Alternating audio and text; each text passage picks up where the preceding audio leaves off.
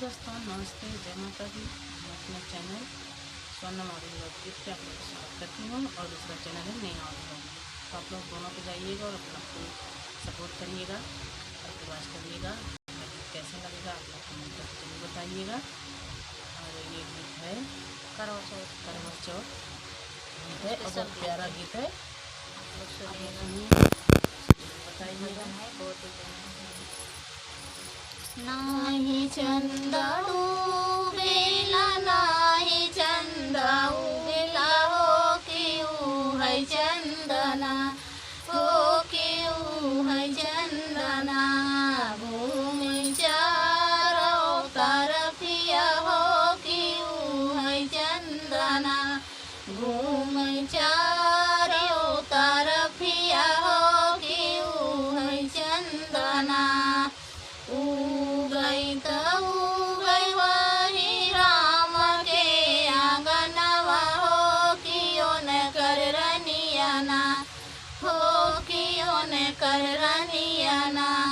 पूजै करवा चौथिया, हो क्यों न कर रनियाना, पूजै करवा चौथिया, हो क्यों न कर रनियाना। नाही चंदा डूबेला, नाही चंदा उगेला, हो क्यों है चंदना, हो क्यों है चंदना। घूमै चारों तरफिया, हो क्यों है चंदना, घूमै चारों तरफिया, हो क्यों है चंदना। उगई वही ब्रह्मजी के आंगनवा, हो क्यों न कर रनियाना, हो क्यों न कर रनियाना।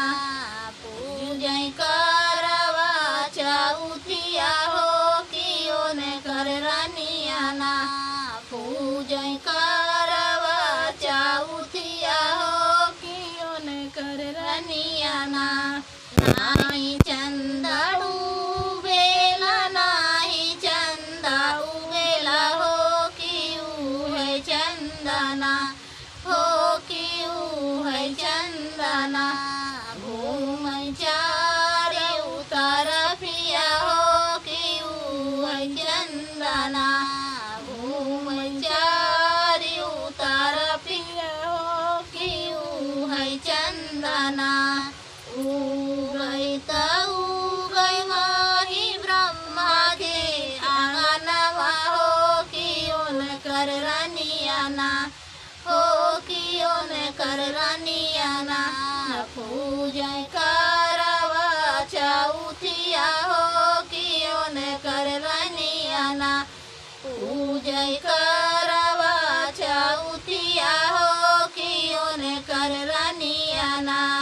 नाही चंदा डूबेला, नाही चंदा उगेला, हो क्यों है चंदना, हो क्यों है चंदना। घूमै चारों तरफिया, हो क्यों है चंदना, घूमै चारों तरफिया, हो क्यों है चंदना। उगई वही विष्णु के आंगनवा, हो क्यों न कर रनियाना, हो क्यों न कर रनियाना।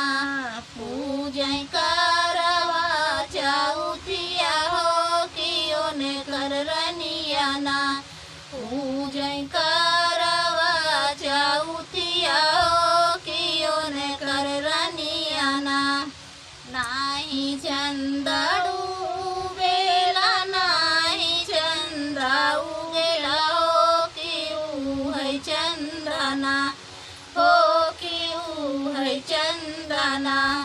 घूमै चारों तरफिया, हो क्यों है चंदना, घूमै चारों तरफिया, हो क्यों है चंदना।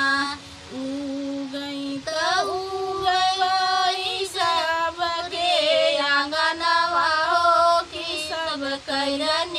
रनियाना हो कि सब कैरनियाना करवा चौथिया हो कि सब कैरनियाना करवा चौथिया हो कि सब कैरनियाना नाही चंदा डूबेला नाही चंदा उगेला हो कि है चंदना हो कि है चंदना चारी उतार पिया हो कि है चंदना चार